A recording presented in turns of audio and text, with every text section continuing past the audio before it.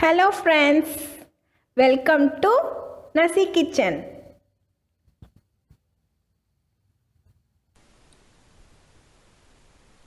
Hi friends, இன்னைக்கு நம்ம சேனல்ல ரொம்பவே ஒரு சூப்பரான cauliflower gravy தாங்க பார்க்க போறோம். வேற லெவல் டேஸ்ட்ல இருக்கும். சப்பாத்திக்கு பூரிக்கு சாதத்துக்கு எதுக்கு வேணாலும் நம்ம வந்து கிரேவியா இத வந்து வெச்சு சாப்பிடலாம். வேற லெவல் டேஸ்ட்ல இருக்கும்.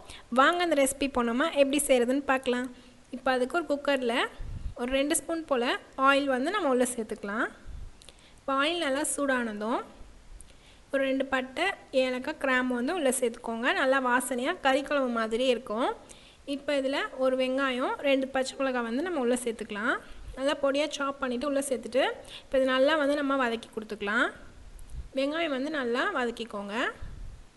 எந்த அளவுக்கு வதக்குறீங்களோ அந்த அளவுக்கு வந்து கிரேவி வந்து நல்லா சூப்பராக நம்மளுக்கு வந்து இருக்கும். இப்போ நல்லா வதங்கினதுக்கப்புறம் கொஞ்சமாக வந்து கருவேப்பிலை இலைகள் வந்து நம்ம உள்ளே சேர்த்துக்கலாம். உள்ளே சேர்த்துட்டு இப்போ இதில் ஒரு டேபிள் ஸ்பூன் போல் இஞ்சி பூண்டு பேஸ்ட்டையும் உள்ளே சேர்த்து நம்ம நல்லா பச்சை வாடை போகிற அளவுக்கு நம்ம நல்லா வந்து வதக்கி கொடுத்துக்கலாம். இந்த கிரேவி வந்து நம்ம சட்டுன்னு செஞ்சிடலாங்க. ரொம்பவே சூப்பராகவும் இருக்கும். சப்பாத்திக்கு பூரிக்கெலாம் வச்சு சாப்பிடும்போது ரொம்பவே சூப்பராக இருக்கும். இப்போ இஞ்சி பூண்டு பேஸ்ட் நல்லா வதங்கினதுக்கப்புறம் ஒரு ஸ்பூன் போல் மிளகாய்த்தூள் வந்து நம்ம உள்ளே சேர்த்துட்டு ஒரு அரை ஸ்பூன் போல் ஜீரகத்தூள் ஆட் பண்ணிக்கலாம்.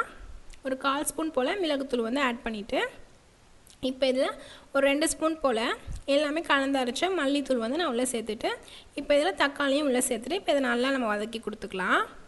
தக்காளியை வந்து நல்லா மசாலாவோட நல்லா வதக்கி கொடுத்துக்கோங்க. நம்ம ஃபஸ்ட்டு மசாலாவை நல்லா வதக்கிட்டு அப்புறம் தக்காளி சேர்த்தோம்னா மசாலா வந்து கரிஞ்ச மாதிரி ஆகிடும். நம்ம குக்கரில் தான் சேர்க்குறோங்கிறதுனால ஓரளவு வந்து தக்காளி வதக்கினா போதும். குக்கரில் நம்ம விசில் விடும்போது நம்ம தக்காளி நல்லா மசிஞ்சு வந்துடும்.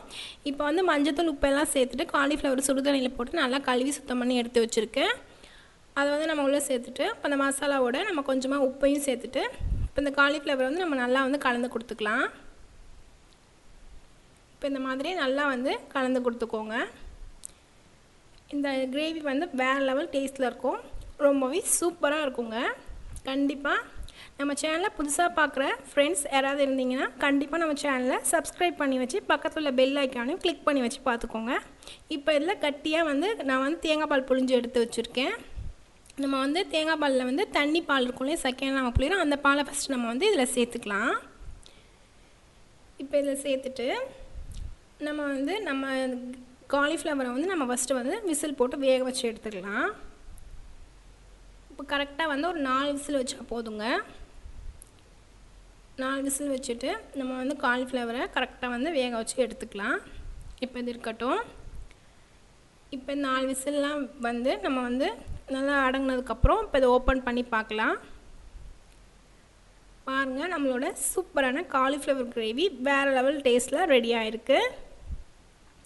இப்போ இதை அப்படியே நம்ம வந்து சர்வ் பண்ண போகிறதில்ல. இப்போ இந்த மாதிரி நல்லா கலந்து கொடுத்துட்டு இப்போ நம்ம வந்து கெட்டியான தேங்காய் பால் வந்து ஃபஸ்ட்டு புளிஞ்ச பால் எடுத்து வச்சுருப்போம் இல்லையா, அந்த பாலை வந்து நம்ம வந்து இதில் உள்ளே சேர்த்துக்கலாம். நல்லா கெட்டியாக க்ரீமியாக உள்ள பாலை வந்து உள்ளே சேர்த்துக்கோங்க. இப்போ இந்த உள்ளே சேர்த்துட்டு இப்போ இதை வந்து ஒரு 2 கொதி வச்சு நம்ம எடுத்துக்கலாம். இப்போ நம்ம வந்து 2 கொதி வச்சுக்கிட்டு இப்போ இதை கொதித்ததுக்கப்புறமா நம்ம வந்து சர்வ் பண்ணிக்கலாம். பாருங்கள், எந்த அளவுக்கு நம்மளோட சூப்பரான காலிஃப்ளவர் கிரேவி வேறு லெவல் டேஸ்ட்டில் ரெடி ஆகிடுச்சு. நீங்களும் உங்கள் வீட்டில் கண்டிப்பாக அந்த ரெசிபியை ட்ரை பண்ணி பார்த்துட்டு எப்படி இருந்துச்சுன்னு சொல்லி மறக்காமல் நம்ம கமெண்ட்டில் சொல்லுங்கள். இந்த ரெசிபி பிடிச்சிருந்தால் மறக்காமல் நம்ம சேனலை சப்ஸ்கிரைப் பண்ணி வச்சு பார்த்துக்கோங்க. இதே மாதிரி நான் உங்களை அடுத்த ஒரு இன்ட்ரெஸ்டிங்கான ரெசிபியோடு நான் உங்களை வந்து பார்க்குறேன். தேங்க்ஸ் ஃபார் வாட்சிங்.